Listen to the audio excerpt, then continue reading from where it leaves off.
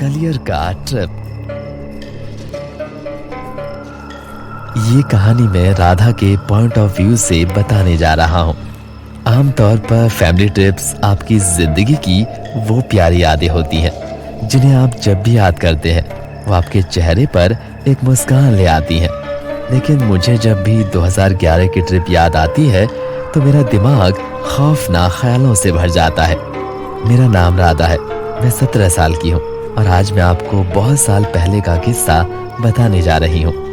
ये घटना मेरे साथ तब हुई थी जब मैं 7 साल की बच्ची थी। मुझे आज भी याद है जब मेरी आंखें अम्मी के बालों से आने वाले शैम्पू की खुशबू से खुली थी। बिस्तर से उठते ही मेरा चेहरा खुशी से जगमगा उठा क्योंकि इस दिन पापा हमें 2 दिन की छुट्टी लेकर कलियर के ट्रिप पर लेकर जा रहे थे। जब मैं उठी तब तक पापा सारा सामान पैक कर चुके थे और अम्मी खाने में क्या पैक करना है इस बारे में पापा से बात कर रही थी। आपको अगर नहीं पता तो मैं आपको बता दूं कि कलियर एक छोटा सा टाउन है जो कि नॉर्थ इंडिया के उत्तराखंड स्टेट में पड़ता है और वो मेरे शहर मेरठ से करीब 122 किलोमीटर की दूरी पर है। और ये छोटा सा टाउन फेमस है अपनी वीरान दुर्ग कलियर की वजह से, जहाँ पूरे इंडिया से ही बहुत सारे लोग आते हैं।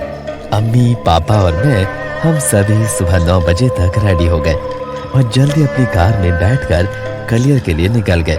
मौसम अभी तक खुल चुका था और सुबह की ठंडक भी जा चुकी थी और हम 2.5 घंटे का सफर करके 11:30 बजे तक कलियर पहुंच गए। हमारे बुक की हुई गेस्ट हाउस में हमने अपना सारा सामान रखा, थोड़ा बहुत नाश्ता किया और फिर हम तीनों ही गेस्ट हाउस से बाहर निकलकर घूमने चले गए।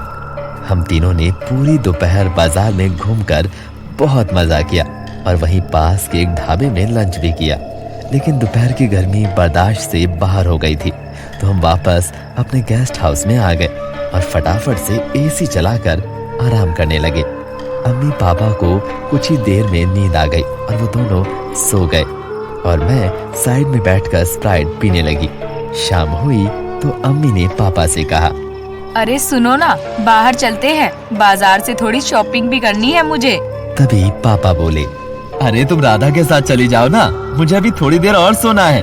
तभी अम्मी ने मेरी तरफ देखा और हम दोनों ने स्माइल किया और फिर हम दोनों पापा को गेस्ट हाउस में ही छोड़कर बाजार चल दिए।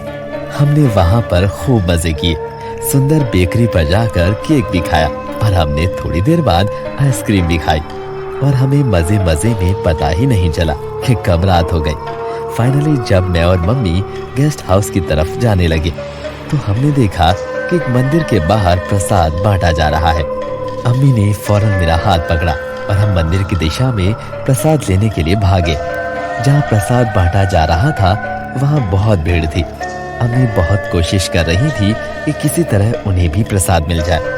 मैं अम्मी के पास ही खड़ी थी कि मेरी नजर पास में खेलते हुए बच्चों पर पड़ी जो बहुत मजे से खेल रहे थे। उनको देखकर मेरा भी दिल करने लगा, क्या मैं भी उनके साथ खेल लूं? मैं उन बच्चों के पास जाकर खड़ी हो गई।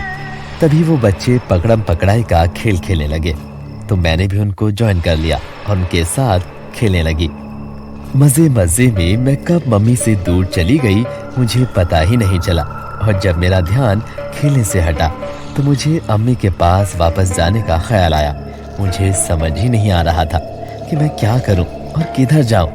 सिंपल वर्ड्स में कहूं तो मैं उस टाइम अनजान जगह पर थी, मैं खो चुकी थी। अगले ही लम्हे में मैं पैनिक मोड में चली गई और जोर जोर से रोने लगी। तभी एक लड़का आया, उसने मेरा हाथ पकड़ा और मुझे भीड़ से बाहर ले जाने लगा। मैं भी चुपचाप उसके साथ चलने लगी। मुझे ऐसा लग रहा था जैसे ये मुझे मेरी अम्मी के पास लेकर जा रहा है। वो लड़का इमोशनलेस था, वो एक खोई हुई बच्ची यानी कि मुझे साथ लेकर जा रहा था।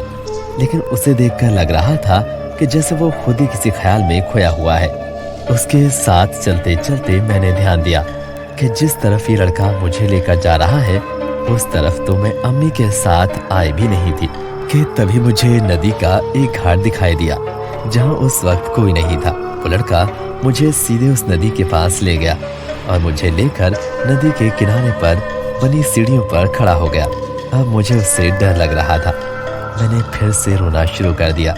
मैंने बहुत कोशिश की कि किसी तरह हाथ छुड़ाकर भाग जाऊं, लेकिन अब वो मेरा हाथ और भी ज्यादा जोर से पकड़कर खड़ा हो गया था।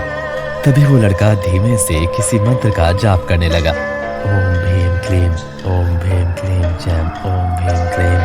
1 मिनट का जाप करने के बाद वो मुझे पकड़े पकड़े ही एक सीढ़ी नीचे उतर आया। मुझे अब बहुत डर लगने लगा था। मुझसे 2 फीट आगे ही नदी बहुत तेजी से बह रही थी और वो लड़का मुझे पकड़े पकड़े ही वो मंत्र पढ़ता और एक सीढ़ी नीचे उतर रहा था। वो 3-4 बार ऐसा कर चुका था। वो मंत्र पढ़ते पढ़ते जब आखिरी सीढ़ी पर पहुंचा तो मेरे पीछे थोड़ी दूरी पर एक गाड़ी आकर रुकी और उसमें से मेरी मम्मी निकलकर मेरे पास भागते हुए आई। जैसे ही मेरी मम्मी ने आकर मेरा हाथ पकड़ा, वो लड़का अचानक से कहीं गायब हो गया और ये देखकर मैं और मम्मी बुरी तरह चौंक गए। मम्मी के पीछे ही पापा भी भागते हुए आए और उन्होंने मम्मी से पूछा, अरे वो लड़का कहाँ गया जो अभी राधा के साथ खड़ा था? आपने भी उसे देखा ना? वो अचानक ही कहीं गायब हो गया।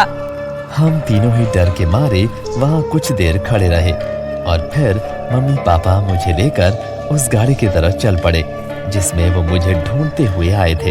जब मैं गाड़ी में बैठी तो मुझे पता चला कि वो एक पुलिस कार है। पापा ने जब पुलिस ऑफिसर को उस लड़के के बारे में बताया तो उन ऑफिसर ने कहा, आपकी बेटी एक लड़के के साथ खड़ी हुई थी जो आपके जाते ही गायब हो गया।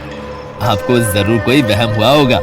और फिर थोड़ी ही देर में वो हमें हमारे गेस्ट हाउस पर ड्रॉप करके वहां से चले गए। मम्मी पापा मुझे लेकर तुरंत ही गेस्ट हाउस में चले गए और अपना सामान बांधकर तुरंत ही कलियर छोड़कर मेरठ के लिए निकल पड़े। आज भी जब मैं उस रात को याद करती हूँ तो मेरी कपकपी छूट जाती है कि वो लड़का कौन था और उसकी इंटेंशंस क्या थी और क्या होता अगर मम्मी पापा वहाँ टाइम पर नहीं आते। क्या वो लड़का आखिरी मंत्र पढ़ने के बाद मुझे नदी में धकेल देता या फिर वो मुझे अपने साथ लेकर ही नदी में समा जाता।